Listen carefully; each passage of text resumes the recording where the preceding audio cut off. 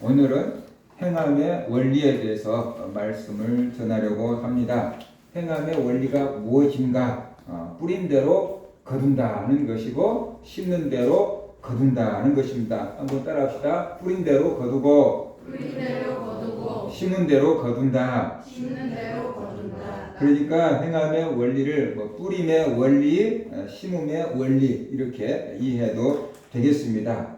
이것은 우리가 가지고 있는 시간이나 건강이나 물질이나 재능 그리고 우리의 마음, 우리의 생각을 어디에다가 투자하느냐라는 것이. 그래서 우리가 가지고 있는 시간이나 건강이나 물질이나 재능이나 마음이나 생각을, 열정을 어디에 투자하느냐에 따라서 열매가 달라진다. 그 얘기를 지금 하고 있는 겁니다. 그래서 이것을 행함의 원리고 뿌림의 원리라고 할 수 있습니다. 뿌리지 않고 거두려고 하는 사람들이 있습니다. 가끔씩 뭐라 그럴까, 우리가 재미삼아서 로또 복권을 사는 것은 있을 수 있다고 생각을 해요. 그런데 여기에 목숨을 거는 것은 바람직스러운 것이 아니다. 그건 유행수를 바라는 거다. 그게 로또 복권에 당첨되는 게 벼락에 맞는 것보다 더 어려운 확률이래요.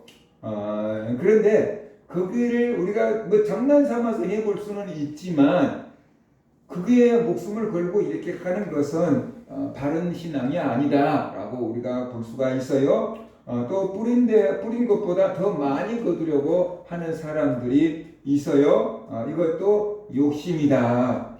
예를 들어서 우리 학생들이 공부를 하는데 공부는 하지 아니하고 열심히 기도만 하고 가서 시험을 봤는데 성적이 안 올라요. 그런 경우가 있어요. 우리 집에도 그런 애가 있어요. 아빠 열심히 기도했는데 점수가 많이 안 나왔어요 라고 하는 그런 사람이 있어요. 우리가 열심히 기도하는 건 절대 나쁜 거 아니에요. 근데 열심히 기도하면서도 공부할 것은 해야 된다는 거죠. 근데 이제 신앙이 한쪽으로 치우치면은 열심히 공부만 하고, 이게 기도만 하고 공부를 안 하는 경우도 많고, 반대로 또 공부는 열심히 하면서 기도를 안 하는 경우도 생기지요. 가끔씩은 기도만 하는데 되는 경우가 있어요. 저랑 같이 방에 있었던 사람이 열심히 기도만 했어요. 그런데 신대원 시험을 보는데 자기 꿈속에서 나왔던 문제가 다 나왔대요. 그런 경우가 있어요. 근데 그런 간증을 듣고 사람들은 이제 막 그냥 기도만 하는 거예요. 공부를 안 하고. 근데 가장 합리적인 것은 기도도 열심히 하면서 지혜를 달라고 구하면서 공부도 열심히 준비하는 거다라는 것을 우리가 알아야 됩니다.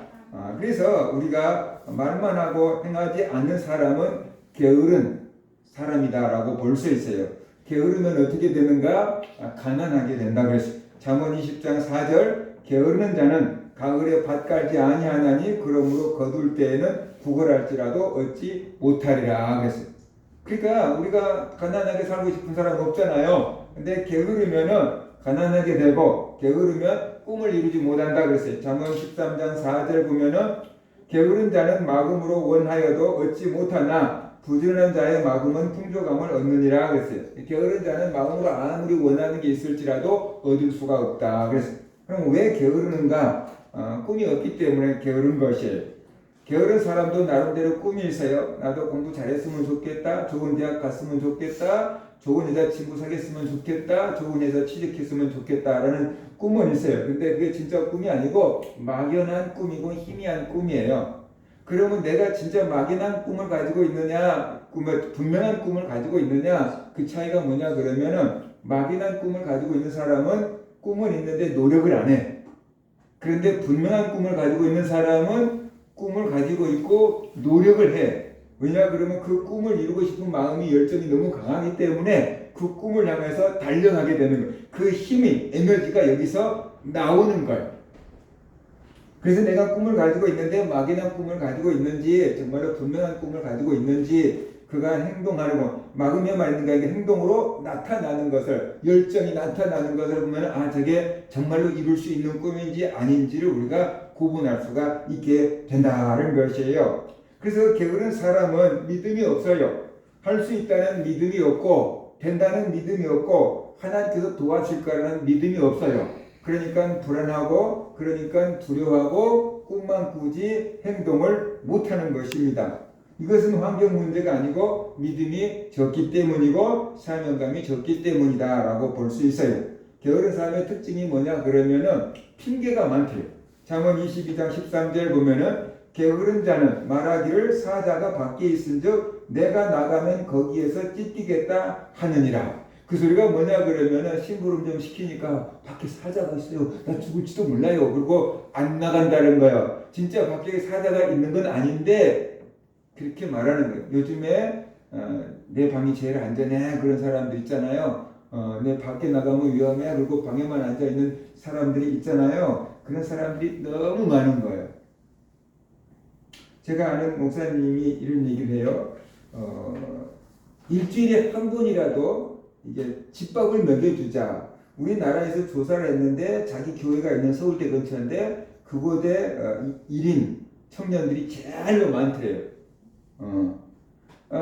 그래서 그들에게 일주일에 한 번이라도 집밥을 먹여줘 보자. 그래서 교회 이제 성도들이 7명이 이제 동참을 해가지고 매주 화요일 날 5시부터 7시에 우리 교회 교육관에 오면은 집밥을 무료로 제공합니다. 그런데 그 광고를 당근마켓에다가 올렸대요.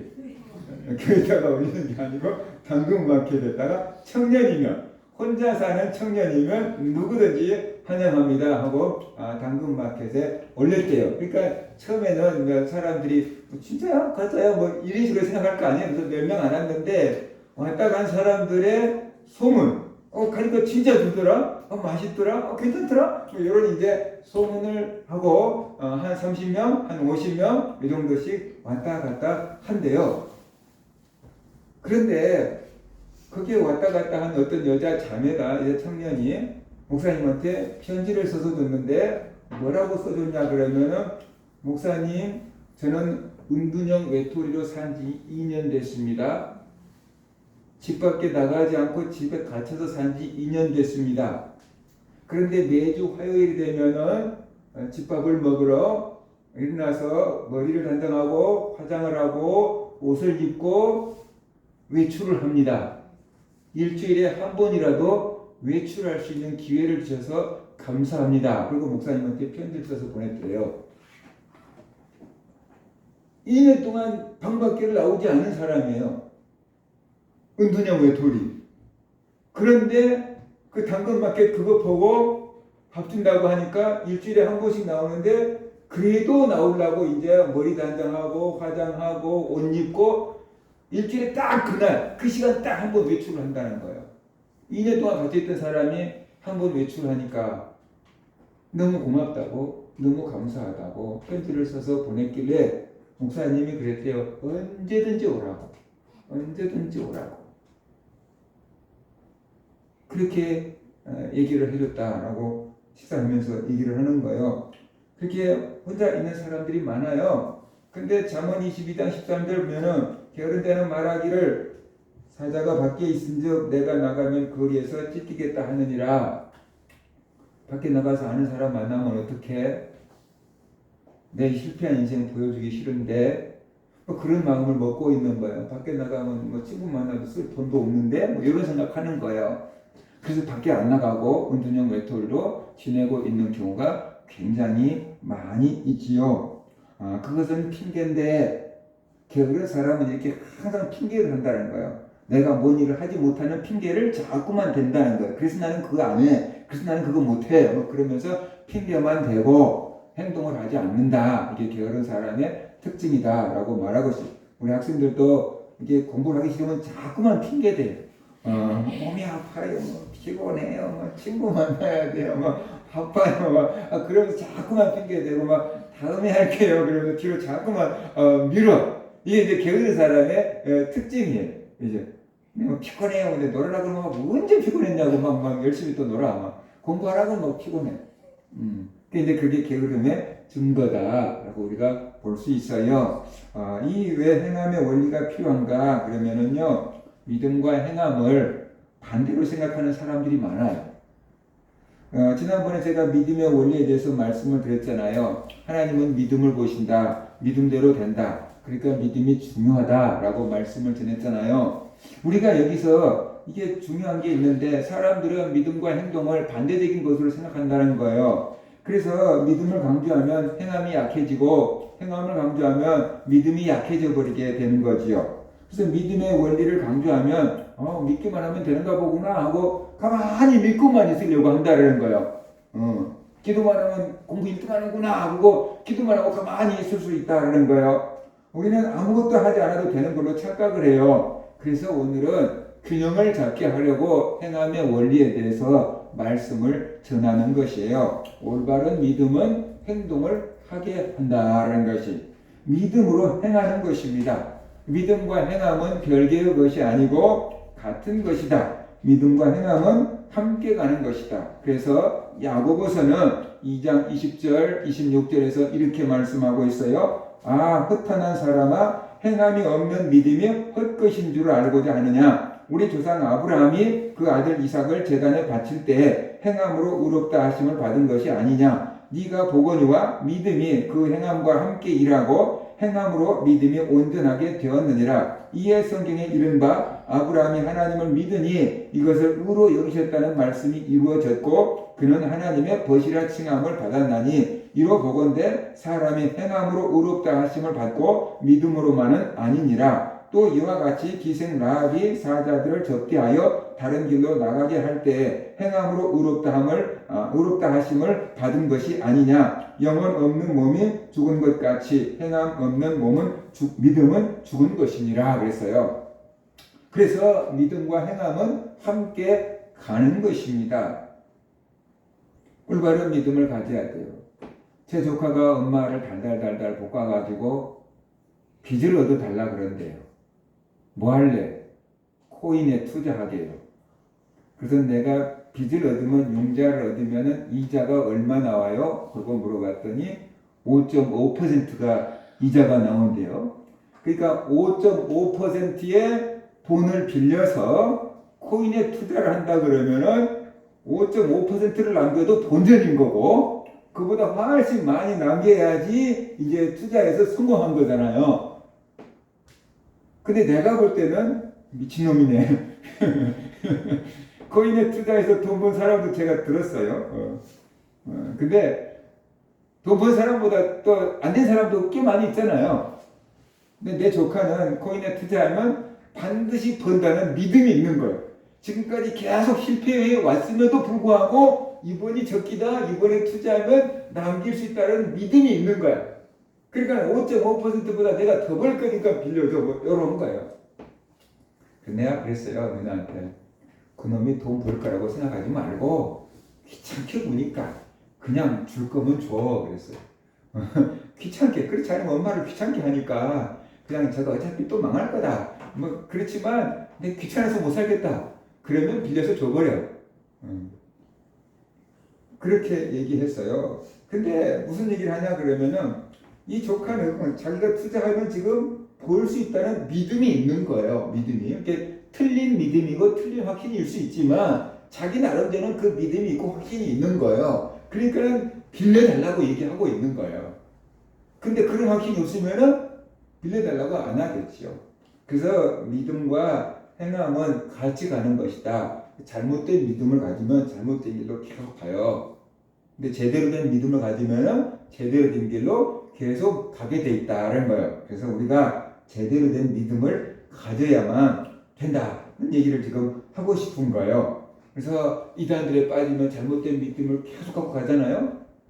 제대로 된 믿음을 가진 사람은 천국에 가지만 잘못된 믿음을 가지면 열심히 평생 헌신했는데 지옥에 가게 돼버리는 거예요. 속은 거니까. 그죠? 그래서 우리가 올바른 믿음을 가지고 올바른 행동을 하는 것, 그것이 건강한 믿음이고 바른 믿음이다 하는 거죠. 믿기는 하는데 잘못 믿어도 소용없어요. 믿기만 하고 행동하지 않으면 그것도 열매를 기대하기가 어렵다. 그래서 온전한 믿음은 온전한 행함을 가져오게 한다는 것을 우리가 알아야 되는 것입니다. 그래서 행함의 원리는 성경에 기록되어 있어요. 심는 대로 거둔다 그러잖아요. 뿌린 대로 거둔다 그러잖아요. 근데 심는 대로 거둔다는 말과 뿌린 대로 거둔다는 말은 두 가지 의미를 성경은 내포하고 있어요. 하나는 무엇을 심느냐라는 거예요. 심는 대로 거두는데 무엇을 심을 거냐라는 거죠. 그러니까 다시 말하면 어디에다가 투자할 거냐 그 얘기를 지금 하고 있는 것이에요. 갈라디아서 6장 이게 보세요. 7절 보면은 스스로 속이지 말라. 하나님은 업신여김을 받지 아니하시나니 사람이 무엇으로 심든지 그대로 거두리라 그랬잖아요. 근데 이게 하나님은 업신여김을 받지 아니하시나니 그러는데 이 업신여김이 우리가 생각하는 것하고 좀 달라요. 하나님은 속지 않으신다 그렇게 말하는 게 앞뒤 문맥에 맞아요. 스스로 속이지 마라. 하나님은 절대로 속지 않으신다. 그리고 뒷말이 뭐냐면 사람이 무엇으로 심든지 그대로 거둔다라는 거예요. 다시 말하면은 네가 육체를 위해서 심었는데 영적인 것을 거둘 수는 없고 영적인 것을 위해서 심었는데 육체적인 것을 거둘 수는 없는 거다. 하나님은 속일 수 없다. 사과를 심으면 사과가 나게 돼 있다 라는 거예요. 근데 사과를 심어놓고 뭐 감이 열리기를 바란다고 한다면 그것은 스스로 속이는 거고 하나님은 절대로 그런 일을 하지 않는다. 그 뜻이에요. 그래서 우리가 심는 것을 두 가지 얘기하는데 8절 보면 자기의 육체를 위하여 심는 자는 그리고 육체로부터 썩어질 것을 거두고 성령을 위하여 심는 자는 성령으로부터 영생을 거두리라 그러잖아요. 그러니까 심는 종류를 두 가지로 얘기하는데 육체를 위하여 심는 자가 있고 성령을 위하여 심는 자가 있다는 거예요. 그러면은 우리는 육체를 위하여 심어야 되는가 성령을 위하여 심어야 되는가? 결과를 놓고 보라는 거죠. 육체를 위하여 심으면 어떻게 돼요? 썩어질 것을 거둔다. 육체를 위하여 심으면 썩어질 것을 거두고 성령을 위하여 심으면 영생을 거둔다. 이렇게 지금 말씀하고 있어요. 그래서 이게 육체를 위해서 심으면 썩어질 것밖에 거둘 게 없고 성령을 위해서 심으면 영생을 거둔다라고 지금 말하고 있어요. 그래서 영적인 것을 심느냐 육체적인 것을 심느냐 영원한 것을 위해서 심느냐 썩어질 것을 위해서 심느냐 어디에다가 투자할 것이냐 여러분의 시간을 여러분의 뭐 이렇게 물질을 여러분의 재능을 어디에다가 투자할 거냐라는 것이에요. 그러면 이게 어디다가 투자하는가에 따라서 결과가 다르게 나타난다. 새벽부터 일어나고 조기축구하고 열심히 뛰어다니는 사람들은 건강의 열매를 얻을 수 있게 되고 조기축구 회원들을 사귀는 그 사교의 뭐랄까 열매를 거둘 수가 있게 되겠지요.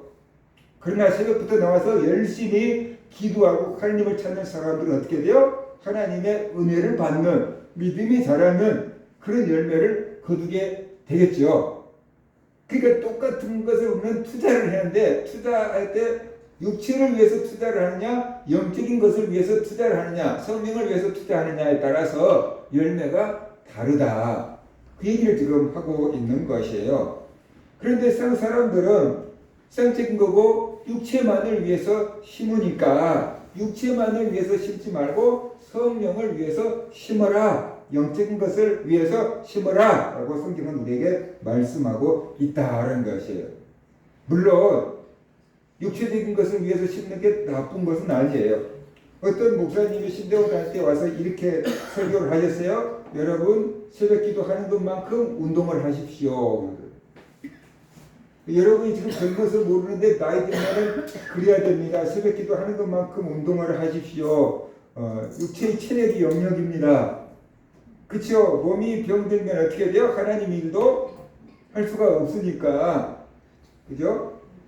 그런데 우리가 육체를 위해서 심더라도 성령을 위해서 심는 것이 될 수 있어요.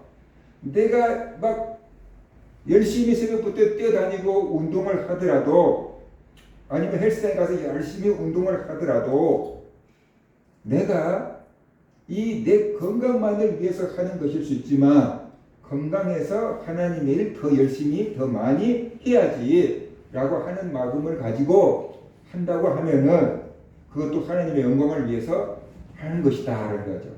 어느 날 노회장님이 저에게 이렇게 말했어요. 자기가 목회하면서 노회장 일을 하면서 하니까 체력이 뒷받침되지 않아서 죽을 것 같았어요. 그래서 죽을 것 같았어요. 원래 그분은 경기도 이 스피드 스케이팅 선수 출신이에요. 그러니까 운동이라는 것은 엄청나게 잘해. 손발이 막 개구리처럼 막 길어요. 이렇게. 그래가지고 다른 운동 다 잘해. 체력으로 훈련된 사람인데 자기가 체력이 딸려서 죽을 것 같았대요. 그런데 우리 노에서 총회 일을 열심히 하는 장로님이 계신데 그 장로님은 사업도 하지, 총회 일하지, 교회 일하지, 전국주일학교 연합회 일하지, 눈코 뜰 새 없이 일하는데 건강한 거예요. 그래서 그 장로님에게 장로님 그 체력을 유지하는 비결이 뭡니까? 그랬대요. 그랬더니 틈만 나면 스쿼트하고 틈만 나면 헬스장에서 헬스를 해가지고 건강을 유지한다는 거예요. 그래서 그 얘기를 듣고 이 목사님이 자기도 헬스장 갈 시간 없고 집에서 날마다 스쿼트를 몇백 개씩 하기를 시작했대요.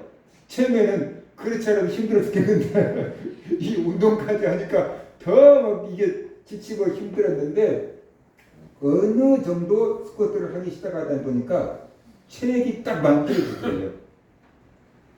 그래서 이제는 할만해요 라고 얘기를 하더라고요. 그러니까 그분이 틈나는 대로 스쿼트를 한 이유는 자기 막 육체의 막 건강미를 자랑하려고 한 게 아니고 하나님이 맡겨놓은 일을 제대로 감당하려고 그분은 열심히 스쿼트를 한 거예요. 예전에는 메달을 따기 위해서 운동을 했는데 학교 생활할 때는 이제는 메달을 따기 위해서 운동을 하는 게 아니고 건강해서 하나님의 일을 제대로 하려고 그렇게 운동을 한 거예요. 그러니까 그 사람은 겉으로 보면은 육체를 위해서 심은 거예요. 근데 깊이 보면은 성령을 위해서 심고 있는 거예요. 똑같은 운동을 하고 있는데 어떤 사람은 내 육체적인 건강미를 자랑하려고 하는 것은 그 육체를 위해서 심는 것이고 나중에 운동 안 하면 근육 다 빠지겠죠. 그러나 이게 하나님의 일을 열심히 하기 위해서 운동을 하는 사람은 성령을 위해서 심고 있는 거다. 같은 건데 다른 거예요. 그것을 우리가 구분해야 돼요. 그 다음에 두 번째는 얼마나 심느냐라는 거죠. 투자를 하되 얼마나 투자를 할 거냐. 예를 들어서 100만 원을 투자해서 거둘 수 있는 것과 1000만 원을 투자해서 거둘 수 있는 것은 똑같은 이익을 본다면 다르겠죠. 그죠? 1000만 원 투자한 사람이 10배나 벌겠죠. 그러니까 얼마나 투자할 거냐라는 거죠. 많이 심는 자는 많이 거두고 적게 심는 자는 적게 거둔다라고 말씀을 하고 있어요. 이것이 하나님의 원리고 이것이 자연의 법칙입니다. 심는 대로 거둔다는 것이 자연의 법칙이고 하나님의 법칙입니다. 믿음대로 된다는 것은 그 법칙을 잠깐 뛰어넘는 영의 법칙입니다. 그러니까 안 믿는 사람들도 심는 대로 거두고 뿌린 대로 거둡니다.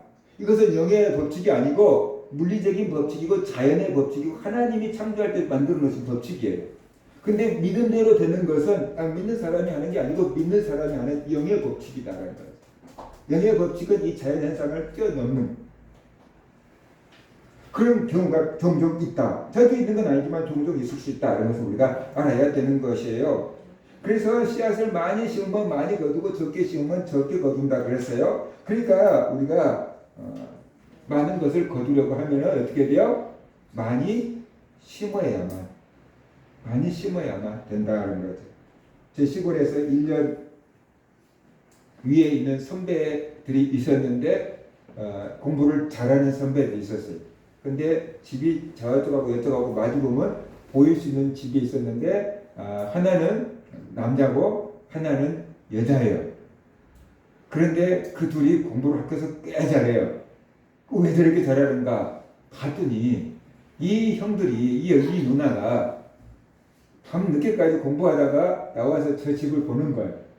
그러면 제 집에 불이 켜져 있으면 쟤 지금도 공부하고 있구나. 나도 해야지. 그러니까 자기도 또 막 자려고 했다가 쟤는 하고 있는데 내가 잘 수가 없지. 서로 이렇게 선의의 경쟁을 하는 거예요. 그러다가 보니까 서로 1등, 2등 계속 공부를 하는 거예요. 그러니까 둘 다 공부를 잘하는. 나중에 보니까 그런다는 거예요. 근데 우리는 그런 사람 없잖아요. 근데 자고 싶으면 자는 거니까. 근데 쟤들은 공부를 잘하니까 서로 네가 1등이냐 내가 1등이냐 뭐 이게 이제 경쟁이 붙으니까 제가 자고 있으면 나 잘나고 했다가도 나도 좀 더 해야지. 자꾸만 이런 식으로 한 10년 넘게 살다가 보니까 공부를 잘한 사람들이 된 거예요. 경쟁자가 있으니까. 그래서 심은 대로 거둔 거예요. 공부를 열심히 하고 많이 한 사람과 공부를 적게 하고 아는 사람은 차이가 점수가 날 수밖에 없는 거다. 운동도 마찬가지예요. 우리가 막 부러워하는 손흥민 같은 선수도 아무리 아버지한테 그런 운동하는 뭐랄까 DNA를 타고 태어났다고 할지라도 이 사람이 연습 안 하면은 그렇게 훌륭한 선수가 될 수가 없잖아요.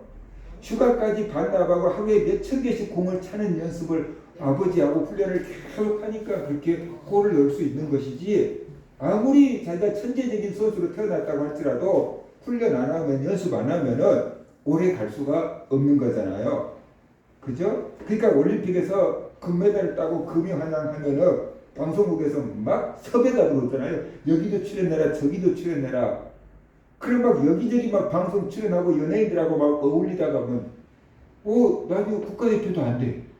국가대표 선발전에서 떨어져 버려. 왜냐하면 그렇지 않은 후배들은 막 계속 훈련하고 연습하고 했는데 이 사람 막 방송 출연하고 다녔었거든. 그러니까 연습이 안 된 거잖아요. 그래서 다음에 국가대표 선발전 하면 쭉 밀려났거든. 그저께 선발전 하는 거 보니까 저 사람 메달 딴 사람인데 왜 내 등수 하나도 못 들지? 내가 그런 적이 있어요. 스케이트 타는 사람 말이에요. 방송 출연 열심히 하다 보면은 연습할 시간이 없잖아요. 근데 이제 메달 못 딴 사람들 어떻게 돼요? 이번엔 내가 국가대표가 돼야 되지. 그리고 막 죽으라고 막 열심히 연습을 했을 거 아니에요. 그렇게 한 1년 가다가 보면은 메달 못 딴 사람은 실력이 향상돼 있고, 메달 딴 사람은 1년 동안 놀았으니까, 방송 출연하면서 했으니까, 운동 적게 했으니까 이게 마음만 있지 이제 실력은 안 나오는 거죠. 그러니까는 뒤처지는 거죠. 뿌린 대로 거둔 거고 심은 대로 거두는 것이 자연의 이치입니다. 내가 어떤 부분에 열심히 시간을 투자하고 노력을 투자하면 그 부분에 기술을 향상시킬 수 있어요.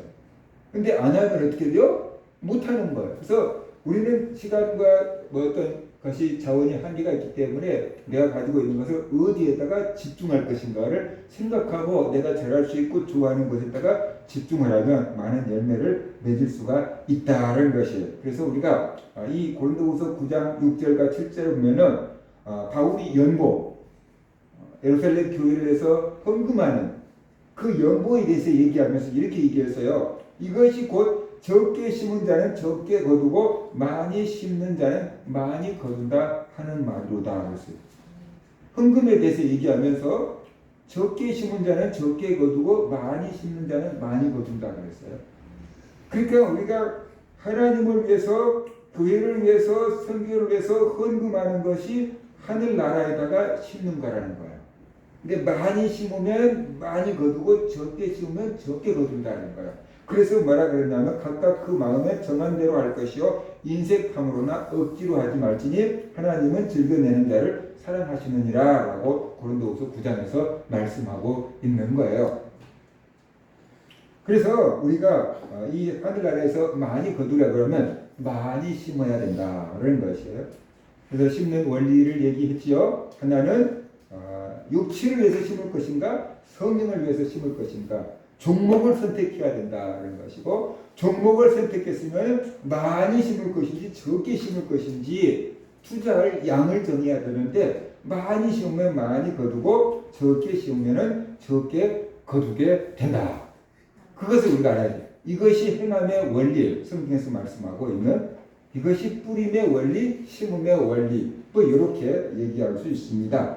행함의 원리를 따르면 어떤 열매를 맺는가? 예수님께 인정을 받습니다. 마태복음 26장에 보면은 예수님을 위해서 옥합을 깨뜨린 여인 얘기가 나와요. 한 여인이 매우 귀한 향유 한 옥합을 가지고 왔습니다. 그리고 그 향유를 예수님의 머리에다가 부었습니다. 그것을 보고 제자들이 깜짝 놀라서 야단을 칩니다. 그렇게 비싼 향유를 왜 예수님 머리에 부어서 낭비하느냐라고 야단을 칩니다. 제자들이 딱 볼 때 그 향유값이 300데나리온은 좋게 되어 보였다라고 마가복음과 요한복음은 얘기를 하고 있습니다. 그러면 300데나리온은 노동자가 300일을 일해가지고 번 돈이에요. 일단 그러니까 우리 말로 한다 그러면 1년 연봉이다라고 볼 수 있어요. 사람마다 연봉이 다르기는 하지만 1년 연봉이나 되는 그 향유를 가지고 와서 예수님의 머리에 부어버린 거예요. 그러니까 제자들이 볼 때 너무 아까운 거예요. 여러분 비싼 향수 바를 때 이렇게 하고 이렇게 막 바르고 막 부고 막 이렇게 하진 않잖아요. 머리에다가 막 이렇게 막 비싼 향수 막 붓고 다니는 사람 없잖아요. 그냥 이렇게 한 방울 찍어서 이제 한 방울씩 찍어서 바르. 그런데 예수님 머리에다가 그냥 향유를 다 부어버렸어요. 그러니까 다 흘러내릴 정도로 부어버린 거예요. 그래 제자들이 볼 때 얼마나 아까웠겠어요. 제자들이 말합니다. 그것을 팔아서 가난한 사람들을 도왔으면 얼마나 좋겠느냐. 300데나리오니까 하루치씩만 도와준다고 해도 300명을 도와줄 수 있는 돈인데 그냥 부어갖고 낭비해버리냐 이렇게 얘기했어요. 그랬더니 예수님께서 그 말씀을 듣고 뭐라고 말씀하시냐 그러면은 가난한 사람들은 항상 너희와 있거니와 나는 그렇지 않다라고 이렇게 말씀을 하셨어요. 가난한 사람들은 너희 주변에 항상 있다. 언제든지 도울 수 있는 기회가 있다. 그런데 이 여인은 지금 내 장례를 준비한 거다. 내가 곧 죽을 것을 알고 내가 죽는데 너무 급하게 장례 기르니까 향유를 바르지도 못하고 장사 지낼 것을 알고 미서 내 장례를 준비하고 있는 거다. 지금 아니면 기회가 없다. 예수님 그렇게 말씀을 하시잖아요. 그러면서 온 천하 어디든지 복음이 전파되는 곳에는 이 여인이 행한 일도 전해서 이 여인의 헌신을 기억하게 하라라고 하셨어요. 그러니까 이 여인의 헌신을 본받게 하라라는 것이었습니다. 예수님께서 이 여인, 옥합을 깨뜨린 이 여인에게 주신 상이다라고 볼 수 있어요. 그 여인이 300데나리온을 팔아가지고 가난한 사람들을 구제했다. 그러면 그걸로 끝났을 거예요. 그런데 예수님께 부어드렸기 때문에 복음이 전파되는 곳에는 그랬잖아요. 예수님이 오실 때까지 이 여인이 행한 일도 전해라. 그래서 기억하게 하라라고 말씀하고 있잖아요. 예수님한테 인정을 받고 예수님한테 칭찬을 받게 되었다. 그리고 영원히 기억되는 그 행동이 믿음의 행동이 되었다라는 것이에요. 또 하나님의 은혜를 받게 돼요. 사도행전 10장에 보면은 이스라엘 백성들을 구제한 고넬료 얘기가 나와요. 그는 이탈리아 군대의 백부장이었는데 경건한 사람이었고 온 집안으로 더불어 하나님을 경외하는 사람이었고 매일 기도하는 사람이었고 이스라엘 백성들을 많이 구제했대요. 쉽게 말하면 이게 쉬운 일이 아니에요. 일본 순사가 우리나라 국민들을 많이 구제해줬다. 그 뜻이에요. 당시 로마가 이스라엘을 정복해 있었잖아요. 이탈리아 군대의 백부장이었어요. 일본 군인이라고 볼 수 있어요. 우리나라를 정복한 일본 군인들. 칼 차고 막 총 갖고 다니면서 막 위협을 하는. 그런데 그 군대 장교였는데 자기가 이게 정복한 피지배 국민들을 잘 구제했다. 잘 도와줘. 가난한 사람들을 잘 도와주는 사람이었다. 어느 날 그가 기도 시간에 천사가 나타나서 말합니다. 고넬료야, 네 기도와 구제가 하나님 앞에 상달되었다. 하나님이 네 기도와 구제를 기억한 바 됐다. 그러니까 너는 요바에 있는 베드로를 청해다가 그가 전한 말을 들으라. 이렇게 천사가 얘기해줘요. 나중에 베드로가 얘기하는 것을 보면은 그 천사가 이렇게 얘기했다는 거예요. 베드로를 청해다가 그가 전할 말을 들으라. 베드로가 너희에게 구원 없는 소식을 전해줄 거다. 그렇게 얘기했다는 거예요. 그러니까 이 고넬료가 신하들을 보내서 베드로를 청해왔고 베드로가 이방인 고넬료 집에 가서 복음을 전하잖아요. 그 고넬료 집에 있는 모든 사람들에게 성령이 임했고 그 모든 가족들이 다 구원을 받았다. 그래서 이 사건을 계기로 예루살렘에 있는 사도들이 이방인들에게도 구원 얻는 회개를 주셨다라고 인정하게 된 거예요. 하나님께서 이방인들에게도 구원의 길을 열어주셨다라고 이스라엘 백성들이 인정하게 된 사건이 된 거예요. 이 고넬료가 하나님을 경외하고 이스라엘 백성들을 구제하고 그렇게 하나님을 위해서 성령을 위해서 물질을 뿌렸더니 하나님께서 그와 그의 가족들을 구원해주는 놀라운 은총을 베풀어 주셨다라는 것입니다. 우리가 성령을 위해서 심으면 영생을 거둘 거라고 그랬잖아요. 고넬료가 성령을 위해서 심은 거야. 그래서 그 가족들과 친척들이 다 영생을 얻는 은혜를 받게 되었다라는 것이에요. 또 성적으로 봐도 부자가 된다고 했어요. 잠언 10장 4절 보면 손을 게으르게 놀리는 자는 가난하게 되고 손이 부지런한 자는 부자가 되느니라 그랬어요. 그러니까 열심히 일하는 사람은 부자가 되지만 게으른 사람은 가난하게 된다. 그 얘기를 지금 하고 있는 거죠. 그러니까 우리가 열심히 뿌리고 많이 뿌리고 제대로 성령을 위해서 뿌리면은 그 사람은 복을 받게 되고 은혜를 받게 되고 영생을 얻게 된다라는 얘기를 하고 있는 거죠. 자, 그러면은 우리가 행함의 원리를 따르려고 하면 어떻게 해야 되는가? 심는다고 할 때 사람들은 꼭 땅에다가 심는 것을 생각해요. 왜냐하면 심는다, 뿌린다 그것이 씨앗을 심고 씨앗을 뿌리는 그것을 가지고 지금 말씀을 하고 있는 거잖아요. 그 농사 짓는 것을 가지고 빗대어서 하늘나라 얘기를 하고 있는 거잖아요. 그런데 우리가 심는다 그럴 때 우리는 땅을 연상을 해요. 근데 요즘에는 이제 도시에서 친환경적인 도시 농법을 스마트 농장을 하잖아요. 스마트 농장. 제가 광주인가 갔어요. 지하철역인가 그랬죠? 지하철역에 가니까 식물이 자라고 있습니다. 그래요. 에스컬레이터를 타고 올라가는데 그 지하철역 빈 공간에다가 1층, 2층, 3층, 4층 이렇게 칸막이를 해놓고 거기에서 상추가 자라고 있어요. 흙도 없어요. 이제는 스마트 농장이라는 거예요.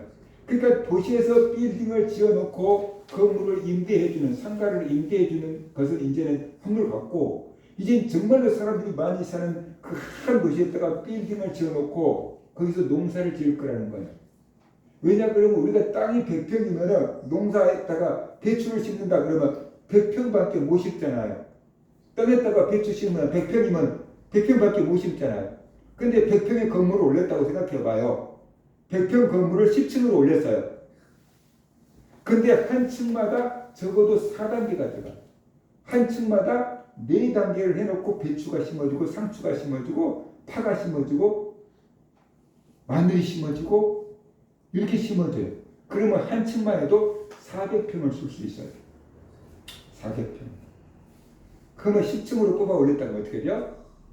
100평에다가 건물을 짓는데 4,000평을 농사 짓는 것처럼 되는 거예요. 4,000평. 근데 좋은 게 뭐냐 그러면 태풍이 와도 괜찮아요. 가뭄이 와도 괜찮아요. 바람에 넘어진 일 없잖아요. 벌레도 없어요.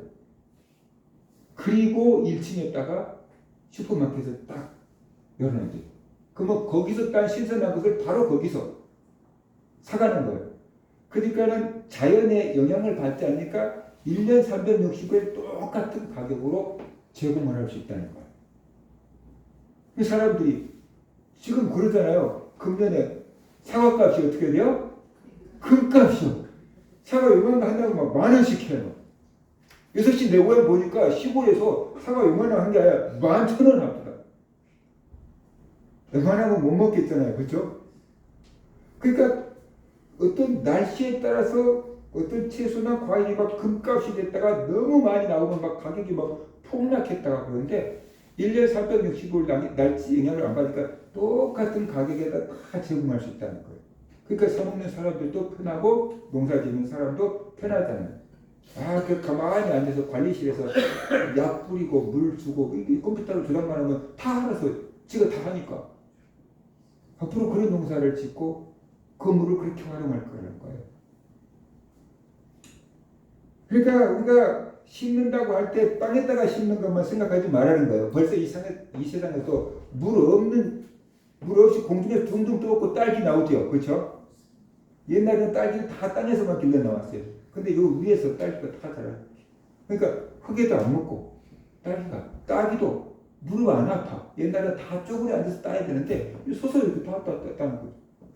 무릎도 안 아파. 그런 시대잖아요. 그래서 예수님은 보물을 땅에다가 심지 말고 어디다가 심으라 했을까요? 땅에다 보물을 심지 말고 어디다 심어요? 하늘에다가 심으라 그랬어요. 마태복음 6장에 보면 너희를 위하여 보물을 땅에 쌓아두지 말고 거기는 좀과 동록이 해하며 동록이 구멍을 뚫고 도둑질하느니라. 오직 너희를 위하여 보물을 하늘에 쌓아두라. 거기는 좀이나 동록이 해하지 못하며 도둑이 구멍을 뚫지도 못하고 도둑질도 못하느니라. 왜 이런 말씀을 하셨을까요? 사람들이 다 땅에다가 보물을 쌓아두기 때문에 그래요. 근데 그 땅에다가 보물을 쌓아두면은 안전하지 못하다라는 거예요. 손해 날 수 있고 도둑 맞을 수 있고 그거 지키느라고 불안하다. 돈이 없으면 돈이 없어서 고생하고 돈이 많으면 그거 잊어버릴까 봐서 지키려고 걱정하고 뭐 그렇게 사는 거예요. 그래서 예수님은 보물을 땅에다가 심지 말고 하늘에다가 쌓아두라 라고 말씀을 하셨어요. 보물을 하늘에다 쌓아두면 네 마음도 하늘에 있을 것이다. 네 보물이 있는 곳에 네 마음이 있을 것이니까 네가 보물을 하늘에다가 쌓아두면 네 마음도 하늘에 있을 것이다. 그래서 네가 영원한 생명을 얻게 될 것이다. 그 얘기를 하고 있는 거지요. 그러니까 우리는 보물을 땅에다가 쌓아두지 말고 하늘에다가 쌓아둬야 돼. 땅에다가 심지 말고 하늘에다가 심어야 돼. 그러면 어떻게 하면 우리가 하늘에다가 심을 수 있냐라는 거죠. 세 가지 얘기하면 성령 충만해야 돼요. 뭐 하라고요? 성령이 충만해야 돼요. 성령이 충만해지면 꿈이 생겨요. 그래서 요엘 선지자는 이렇게 예언했어요. 그 후에 내가 내 영을 만민에게 부어주리니 너희 자녀들이 장래 일을 말할 것이며 너희 늙은이는 꿈을 꾸며 너희 젊은이는 이성을 볼 것이다. 장래 일을 말한다는 것, 내 앞으로 이렇게 할 거야, 이렇게 될 거야, 막 그게 장래 일을 말한다는 것, 꿈을 꾼다는 것, 나이 든 사람도 꿈을 갖게 된다라는 것이에요. 그 다음에 너희 젊은이도 이성을 볼 것이다. 이렇게 얘기하죠. 그래서 이 장래 일을 말한다, 꿈을 꾼다, 이상을 본다 다 합쳐놓으면 비전을 갖게 된다는 것이. 왜? 성령이 우리 안에 오시면 그 비전을 갖게 한다. 꿈을 꾸게 한다라는 거예요. 성령이 충만하면 우리 안에 꿈이 생겨요. 영적인 꿈이 생겨요. 하나님을 위한 꿈이 생겨요. 하나님 나라를 위한 꿈이 생겨요. 그리고요, 성령이 우리 안에 오시면서요, 그 꿈을 이룰 수 있는 능력을 줘요.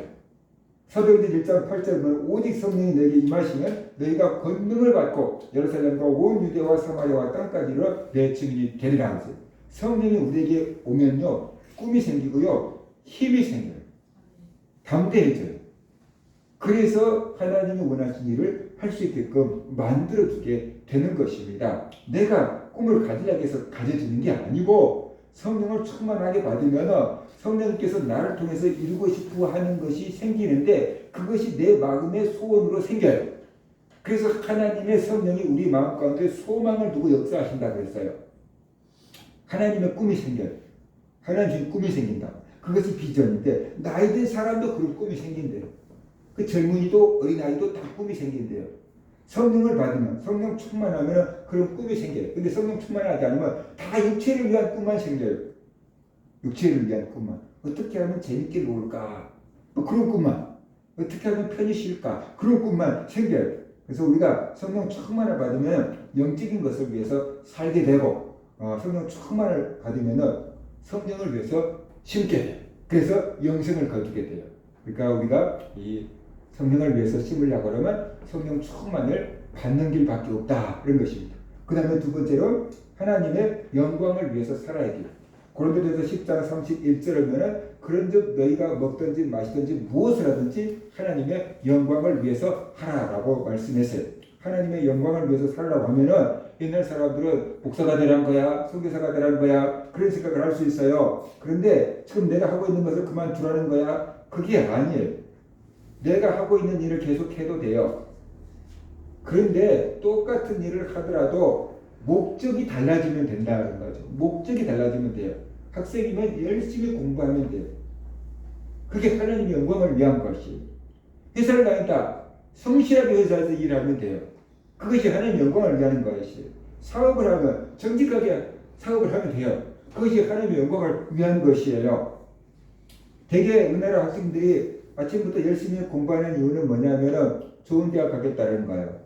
아침부터 열심히 공부하는 이유는 좋은 대학 가겠다는 거. 좋은 대학 나오면 뭐하냐? 좋은 회사 취직한다는 거예요. 좋은 회사 취직하면 뭐하냐고. 좋은 신랑감, 좋은 신부감 얻을 수 있다. 그래서 어떻게 돼요? 잘 먹고 잘 살겠다는 거예요. 나 혼자 편하게 잘 먹고 잘 살겠다. 그러니까 열심히 공부해야 돼. 엄마들이 아빠들이 하는 얘기가 다 그거잖아. 네가 잘 먹고 잘 살고 편하게 살려면 열심히 공부해야 돼. 지금 공부해야지 앞으로 편하게 살아. 네 지금 어떻게 공부하냐에 따라서 나중에 네 안에 얼굴이 달라진다. 이딴 소리 나고 있고. 그러잖아. 그러니까 전부 다 공부하는 이유가 어떻게 돼요? 편하게 먹고 살려고 하는 거잖아요. 그러니까 그런 사람들이 로또에 당첨되면 어떻게 돼요? 일어나지고 먹고 살 거예요. 그냥 놀고 놀아요. 외국 사람들 택시 기사가 우리말로 하면 로또가 당첨됐는데 우리나라하고 액수가 다르더만요. 우리나라 뭐 로또 대봤자 뭐 몇십억 뭐 이런 거기는 막 몇백억 막 보통 몇백억이 넘더만요. 근데 택시 하시는 분이 그게 딱 당첨됐어요. 앞으로 어떻게 살 거냐고 물어봤어요. 계속 택시 운전할 거래요. 왜냐 그러면 나를 기다리고 있는 손님들이 있으니까. 앞으로도 계속 택시 운전. 우리나라 사람들이 몇백억 당첨됐다고 생각해 보세요. 그러면 택시 하시는 분들이 뭐라고 할까요? 나 이제 내일부터 일 안 해요. 출근 안 해요. 이제부터 여행 다니며 살 거예요. 그러지 않겠어요? 우리나라 사람들 같으면 뭐 그런 생각할 거예요. 나 이제 몇백억 당첨됐다. 그럼 왜 내가 회사 출근하냐? 네, 내일부터 이제 여기저기 놀러 다니면서 맛있는 거 먹고 멋있는 거 보고 그렇게 살 거야. 그렇게 생각할 거예요. 근데 외국 사람들은 내일도 여전히 출근해서 택시 운전할 거래요. 그게 자기 사명이래요. 자기를 기다리고 있는 손님들이 있으니까 할 거래요. 그게 다르잖아요. 그러니까 그 사람은 돈을 벌기 위해서 택시 운전을 한 게 아니에요. 손님들한테 서비스할 목적으로 차 운전하는 거예요. 그러다가 보니까 부수적으로 먹고 사는 돈이 생기는 거예요. 우리가 하나님의 영광을 위해서 일한다고 할 때 꼭 목사가 되고 선교사가 되고 이 직업만이 하나님의 영광을 위한 직업이고 그런 개념을 탈피하라는 거예요.